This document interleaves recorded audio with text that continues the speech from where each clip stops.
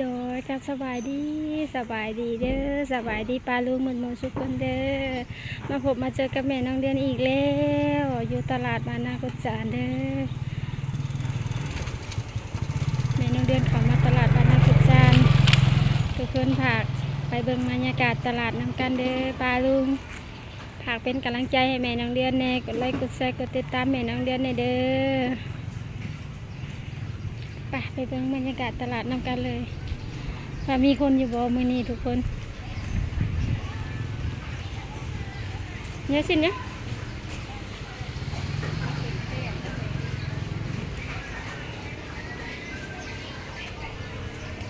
โชว์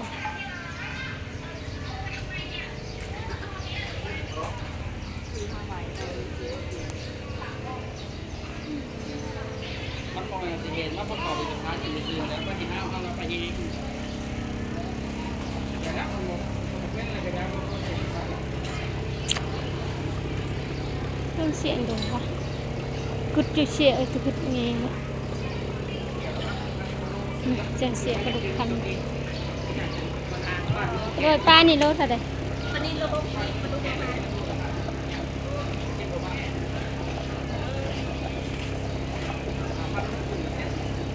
เอาปลาดุกนี่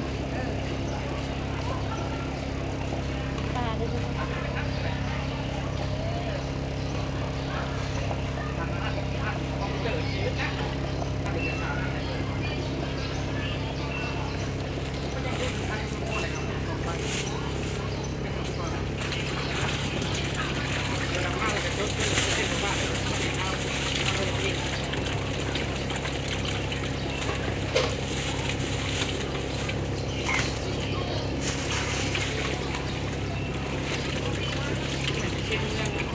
ซื้อปลา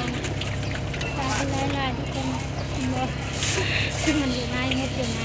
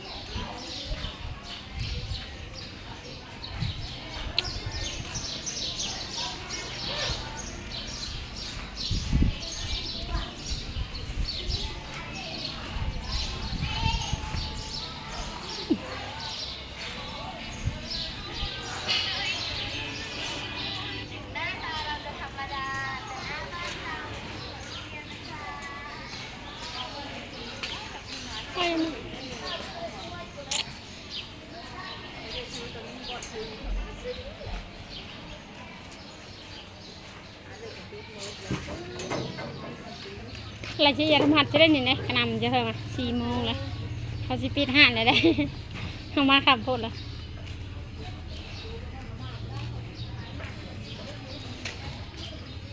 และคนใหม่ที่จะคนใหม่เอามา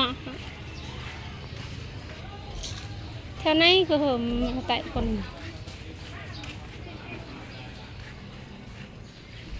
ในคนคุยประแกเขามาข้างในเลยทุกคน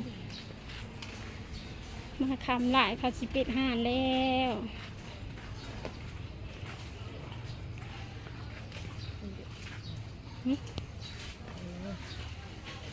ห้างแล้วคนอะไร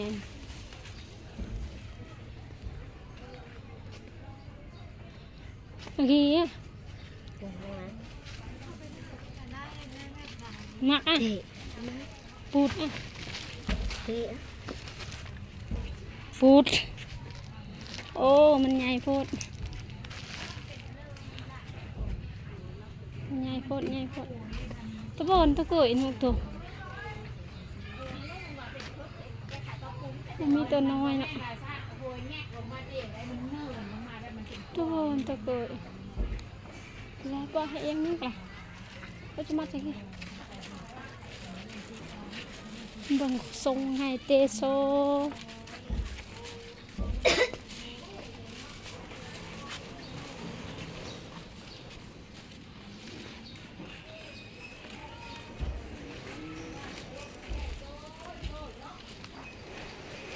แล้วอะไรปิดห่านนี่จักก่อนเอ้ยคราวนี้เขาปิดไปแล้วตะบนรู้ได้ก่อนได้คนแนนนะ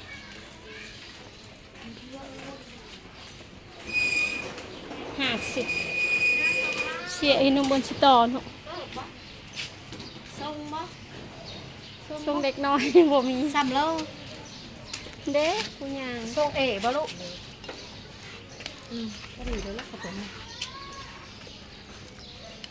ใหญ่โคตรบ่พูดเหรอ ผู้ไหนจ้ะ ใหญ่โคตรใหญ่โคตรเอาวะ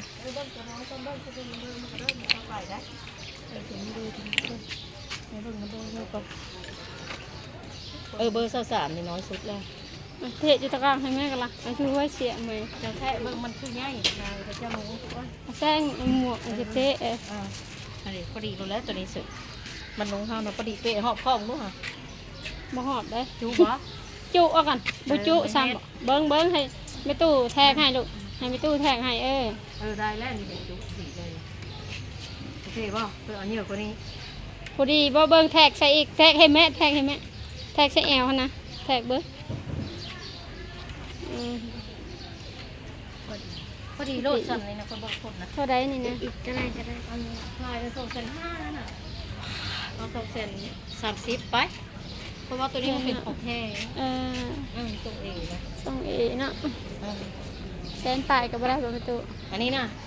ซื้อ100,000บ่ายแล้วยี่ห้อ200,000บ่ายแล้วซื้อส่งมัน210ก็แม่ซื้อนะเอา2,000ไป มันก็คือโซกธรรมดาได้นี่นะ36ที่เยอะเลยได้มันคือได้รุ่นอันนี้นะรุ่นธรรมดานี่นะ100,000ปลาย เอาถือใส่แล้วก็เอาถืออย่างนี้นะให้ชิจังก่อนนี่ก็2แสนจะได้มันบัวมันจะออกกิมแรง ด้านปลาย ล้านปลายก้นไม่กี่ กับแสนปลายก้นไม่กี่ล้านปลายก็ได้อะไร จะใส่ลาแม่นบ่ เลยเราจบคลิปเลยเราจบคลิปเพียงเท่านี้เด้อสบายดีป้าลุง